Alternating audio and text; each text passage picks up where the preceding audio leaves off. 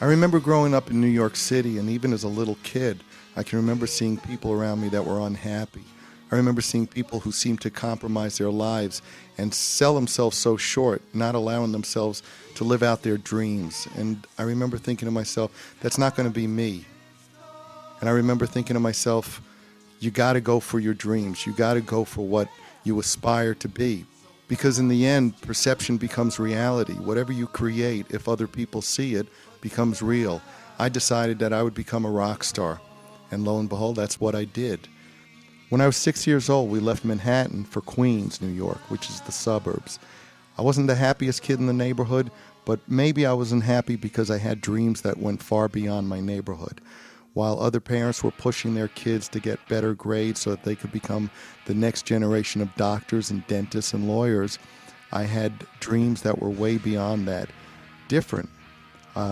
Things that I wanted out of life that maybe seemed impossible to others. But things are only impossible when you decide they're impossible. Your dreams become the blueprints for your reality. So everything that I dreamed was just part of my plan to get out of where I was. One of my favorite jobs I had when I first got my driver's license was driving a cab in New York. And I remember the only thing that kept me going in the cab was the idea that this wasn't permanent.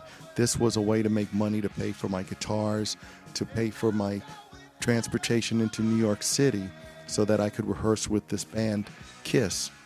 I remember I would drive people to Madison Square Garden, and on one occasion I remember driving people to the Garden to see Elvis Presley. And I remember thinking to myself, one of these days it'll be me at Madison Square Garden and someone will be pulling up in a cab to see me.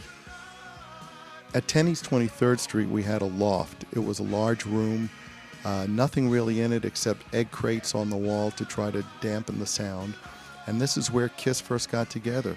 This is where Gene and I rehearsed with Peter, and ultimately Ace came in and auditioned, and that was the start of the magic. That was the beginning of Kisstory. Life is about stages, whether they're the kind that you stand on or the different times in your life when you experience different things. The stages have been many. The stages have all been good. I've had great times with friends, fans, women. But you know, the funniest thing is you don't really start to live, as far as I'm concerned, until you start to put someone else first. My family's become real important to me.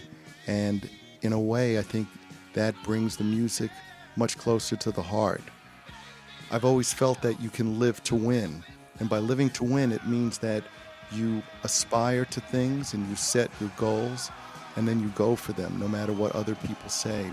I wanted to live to win, and I have. And from all the stages I've been on in my life to the stage I'm walking onto tonight, I've always lived to win.